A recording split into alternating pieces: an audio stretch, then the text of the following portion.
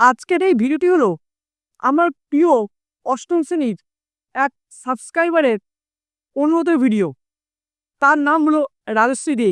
স্ক্রিনে তার নাম দেখতে পাচ্ছ। সে আমাকে কমেন্ট করে জানিয়েছিল যে স্যার, আপনি আমাদের চতুর্থ অধ্যায়ে ইতিহাস পাঠ্য বই থেকে যেসব প্রশ্নগুলি দিয়েছিলেন বড় প্রশ্ন, তার মধ্যে থেকে ওর একটি প্রশ্নের উত্তর লিখতে অসুবিধা হয়েছে। প্রশ্নটি হলো ভারতীয়দের দারিদ্র্যের কারণ কী ছিল। তাই তার জন্য এবং অষ্টম শ্রেণীর সমস্ত ছাত্রছাত্রীদের জন্য আজকের এই ভিডিওটি আমি এনেছি। তাই তোমরা ওই প্রশ্নের উত্তরটি খুব সুন্দরভাবে খাতায় লিখে নাও, এবং আর কোনো যদি প্রশ্ন তোমাদের লিখতে অসুবিধা হয় আমাকে কমেন্ট করে জানিও। আমি অন্য একটি ভিডিওর মাধ্যমে সেসব প্রশ্নের উত্তরগুলো জানিয়ে দেবো।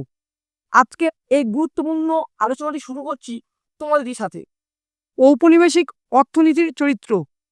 প্রশ্নটি হলো ভারতীয়দের দারিদ্র্যের কারণগুলি কী ছিল। প্রশ্নমান 3 অথবা 5। যদি 3 নম্বরে পরীক্ষায় পড়ে তাহলে 3টি কারণ লিখবে, আর যদি 5 নম্বরে পরীক্ষায় পড়ে তাহলে 5টি কারণ লিখবে। উত্তরটি হলো ইংরেজ শাসনকালে ভারতবাসী সচ্ছলতা দূর হয়ে অভাব দারিদ্র্য তাদের নিত্যসঙ্গী হয়ে ওঠে। এই দারিদ্র্যের প্রধান কারণগুলি নিম্নে আলোচনা করা হলো। এরকম একটু তোমরা প্রশ্নের সূচনাটা লিখে নেবে প্রথমে, তারপর তোমরা পরপর পয়েন্ট করে লিখতে থাকবে। 1 নম্বর পয়েন্টটি হলো সম্পদের বহির্গমন। উপনিবেশ হিসেবে ভারতের সম্পদকে ব্রিটেনের নানাভাবে স্থানান্তরিত করা হতো। তার প্রতিদানে ভারতের অর্থনৈতিক উন্নয়ন হতো না। এইভাবে দেশের সম্পদ বিদেশে চলে যাওয়ায় সাধারণ মানুষের দারিদ্র্য বেড়েছিল। 2 নম্বর পয়েন্টটি হলো অবশিল্পায়ন। 1813 খ্রিস্টাব্দে ব্রিটিশ ইস্ট ইন্ডিয়া কোম্পানির হাত থেকে ভারতের বাজারের একচেটিয়া অধিকার চলে যায়। সেই সময় থেকেই ধীরে ধীরে বিভিন্ন ব্রিটিশ পণ্য ভারতে আমদানি করা হতে থাকে। তার ফলে নানা রকম বৈষম্যমূলক প্রতিযোগিতার মুখোমুখি হয়ে ভারতের দেশীয় শিল্পগুলি ক্রমে ধ্বংস হতে থাকে।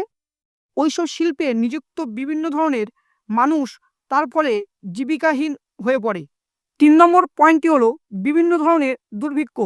19বিংশ শতকের দ্বিতীয় ভাগে উপমহাদেশের বিভিন্ন অঞ্চলে পর্যায়ক্রমিক দুর্ভিক্ষের ফলে বহু লক্ষ মানুষ মারা গিয়েছিলেন। 1854 খ্রিস্টাব্দ থেকে 1901 খ্রিস্টাব্দের মধ্যে প্রায় 2,89,00,000 মানুষ দুর্ভিক্ষে মারা গিয়েছিলেন। 4 নম্বর পয়েন্টটি হলো ব্রিটিশ সরকারের অর্থনৈতিক নীতি। ব্রিটিশ সরকারের নিজেদের দেশ ইংল্যান্ডের উন্নতির স্বার্থে ভারতকে শোষণের বিভিন্ন নীতি গ্রহণ করে। এর ফলে ভারতের চিরাচরিত অর্থনৈতিক কাঠামো ধ্বংস হয়ে যায়। 5 নম্বর পয়েন্টটি হলো, অর্থাৎ লাস্ট পয়েন্টটি হলো সরকারি সাহায্যের অভাব।